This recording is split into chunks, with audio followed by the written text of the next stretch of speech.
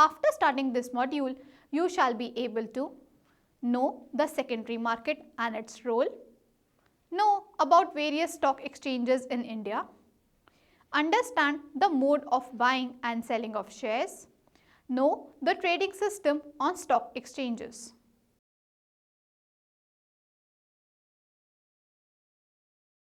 We shall commence this module by studying about trading mechanism in securities market. Secondary market refers to a market where those securities are traded which are already being offered to the public by an initial public offer in primary market.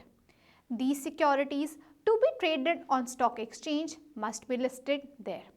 Majority of the trading is done in the secondary market. Secondary market comprises of equity markets and the debt markets.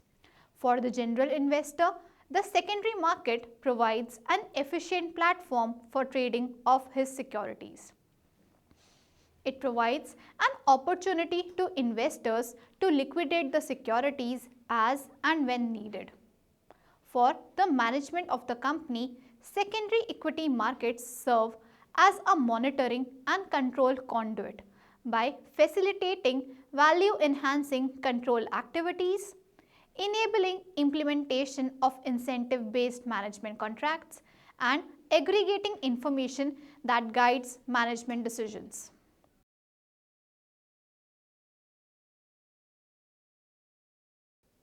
We shall now understand the stock exchanges in India. The majority of trading in the Indian stock exchange takes place at two of its most famous stock exchanges, that is the BSE, Bombay Stock Exchange, and NSE, National Stock Exchange. However, there are many more stock exchanges in India, such as Calcutta Stock Exchange, Delhi Stock Exchange, Ahmedabad Stock Exchange Limited. Here is the list of stock exchanges. Some of them have expired and licenses are required to be renewed. First, Ahmedabad Stock Exchange Limited. The status is permanent. Address, Kamdenu Complex opposite Shahjahanabad College, Panjrapule, Ambawadi, Ahmedabad. Second, BSE Limited. The status is permanent. Address, PJ Tower, Dalal Street, Mumbai. Third, Bhubaneswar Stock Exchange Limited. Valid up to 4 June 2014. Address, Stock Exchange Bhavan, P2, Jayadev Vihar, PO, Chandrasekharpur, Bhubaneswar. Fourth, Calcutta Stock Exchange Limited. Status is permanent. Address, 7 Lions Range, Kolkata. Fifth, Delhi Stock Exchange Limited. Status is permanent. Address, DSE House 3/1, Asaf Ali Road, New Delhi. Sixth, Guwahati Stock Exchange Limited. Valid up to 30th April 2013. Address, Saraf Building Annexure, 80 Road, Guwahati. Seventh, Jaipur Stock Exchange Limited. Valid up to 8 January 2015. Eighth, MCS Stock Exchange Limited. Valid up to 15 September 2015. Address, 4th floor, Vibgyor Tower, plot number C62, G block, Bandra Kurla Complex, Bandra East, Mumbai. 9th, Madhya Pradesh Stock Exchange Limited. The status is permanent. Address, Palika Plaza, phase 2nd, 201, 2nd floor, MTH Compound, Indore. 10th, Madras Stock Exchange Limited. The status is permanent. Address, PO Box number 183, new number 30, 2nd Line Beach, Chennai. 11th, Magadh Stock Exchange Limited. SEBI wide order dated September 3, 2007 refused to renew the recognition granted to Magadh Stock Exchange Limited. 12th, National Stock Exchange of India Limited. The status is permanent. The address is Bandra Kurla Complex, Bandra East, Mumbai. 13. OTC Exchange of India, valid up to 22 August 2014. Address 92 Maker Towers F, Kufe Parade, Mumbai. 14. Pune Stock Exchange Limited, valid up to 1st September 2014. Address Shiv Leela Chambers 752 Sadashiv Pate, RB Kumthekar Marg, Pune. 15. The Vadodara Stock Exchange Limited, valid up to 3rd January 2015. Address Fortune Tower, Sayaji Ganj, Vadodara. 16. UP Stock Exchange Limited, valid up to 2nd June 2014. Address Padam Towers, 14/113, Civil Lines, Kanpur.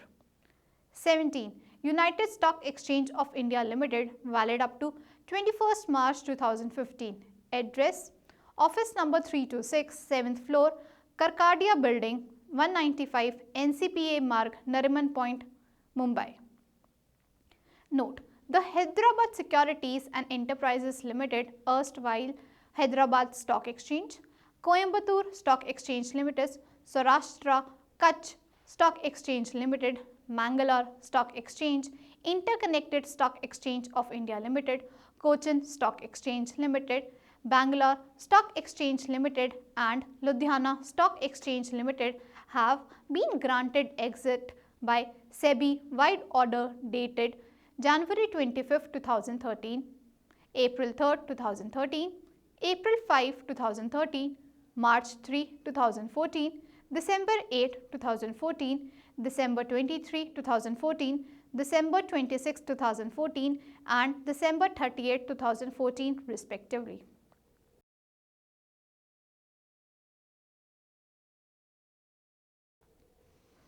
We shall now understand the trading mechanism. In very simple words, one can understand stock exchange as an intermediary or a point where buyers of stocks and sellers of stocks come to meet each other. And if both of them match a deal with each other, they enter into a transaction. Earlier, stockbrokers used to come together around banyan trees to conduct trades of stock. They used to outcry for entering into transactions. As the number of brokers increased, there started problems of space scarcity and thus they used to shift from one place to another. Finally, in 1854, they relocated to Dalal Street, the place where the oldest stock exchange in India, the Bombay Stock Exchange BSE, is now located. It is also India's first stock exchange and has since then played an important role in the Indian stock markets. The Bombay Stock Exchange Limited or BSE has a nationwide reach with a presence in 417 cities and towns of India. Its index or market indicator is known as the Sensex. Even today, the BSE Sensex remains one of the parameters against which the robustness of the Indian economy and finance is measured. In 1993, the National Stock Exchange or NSE was formed. Nifty is the leading index for large companies on the National Stock Exchange of India. It consists of 50 companies representing 24 sectors of the economy. However, with advent of internet technology, most of the transactions nowadays are carried out with the help of online facility. Trading at both the exchanges takes place through open electronic limit order book. With this, the order matching is done by the computer. There are no market makers or specialists. It means everything is based on matching of demand and supply, that is, market orders placed by investors are automatically matched with the best limit orders. Thus, buyers and sellers never come across each other. All the orders in a stock exchange for buy or sell are placed through brokers. Brokers are the ones who are a link between stock exchanges and the investors. The brokers act as agents to trade in securities, that is, buy and sell securities on behalf of clients, individual investors, companies, etc. for a commission and may also act on their own account and risk. Until the emergence of electronic trading in the form of dematerialized shares in 1993, trading was done in the age-old style of open outcry system. In this system, brokers used to assemble at a place called as ring and start shouting about the deals. It was used to be a very chaotic atmosphere where everyone used to shout and enter into deals. With the introduction of online trading as stock exchanges, brokers also prefer to provide online trading. The online trading system of BSE is known as BOLT. That is, BSE's online trading system and of NSE is known as NEAT, that is National Exchange for Automated Trading. Both BOLT and NEAT use satellite communication for trading using VSAT. Nowadays, brokers provide online trading facility to their clients or customers. Many such brokers like Sharekhan, TradeG, etc. are there. Institutional investors can also take advantage of the direct market access DMA option, in which they use trading terminals provided by brokers for placing orders directly into the stock market trading system. The trading hours at stock exchange following will make more clear about the trading mechanism.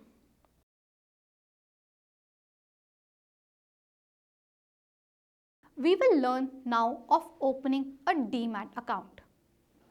The very first requirement for investing in stock market is of Demat account.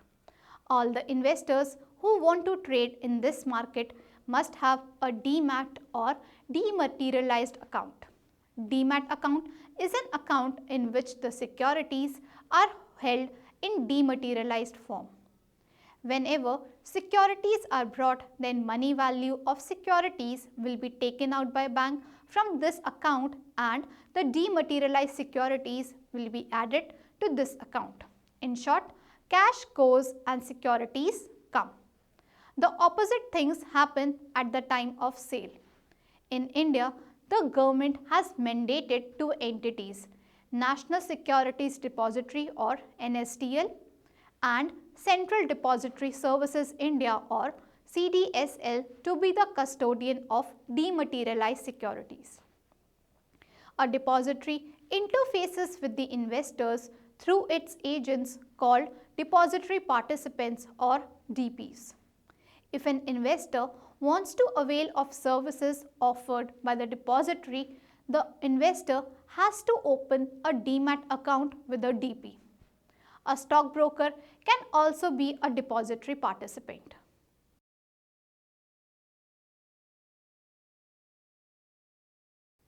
Now, we shall discuss the purchasing of dematerialized shares. The first requirement for buying securities is to give instruction to a broker. Nowadays, this is done online. As someone wants to buy a share, he is required to make payment to his or her broker. The broker then makes payment to clearing corporation. On payment by broker, shares are received by the broker in his clearing account or clearing member account. Then the broker will give instruction to his depository participant to debit his clearing member account and credit his client account. That is the account of person who wanted to buy the shares. That very person is required to give instruction to its depository participant. This instruction can be given at the time of opening an account or at the time of every purchase for receiving Demat securities. Thus, it is very important that the broker transfers securities from his clearing member account to the investor's depository account. If the securities remain in the clearing account of the broker, the company will give corporate benefits, dividend or bonus to the broker.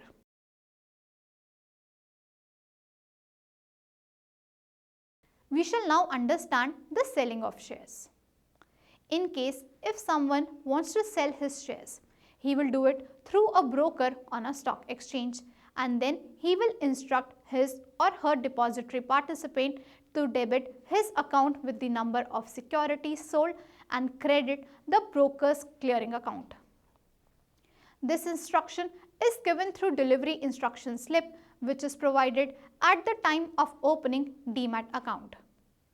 The broker gives instruction to its DP for delivery to clearing corporation.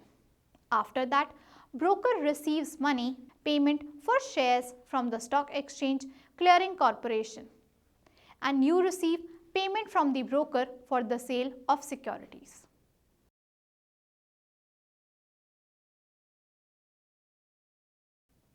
We will now move on to discuss the settlement cycle and trading hours. At this point, one should understand that although everything can be done online now, but market follow a T+2 rolling settlement, that is trading day plus 2 days. This means that any trade taking place on Monday gets settled by Wednesday. All trading on stock exchanges takes place between 9:55 am and 3:30 pm Monday through Friday.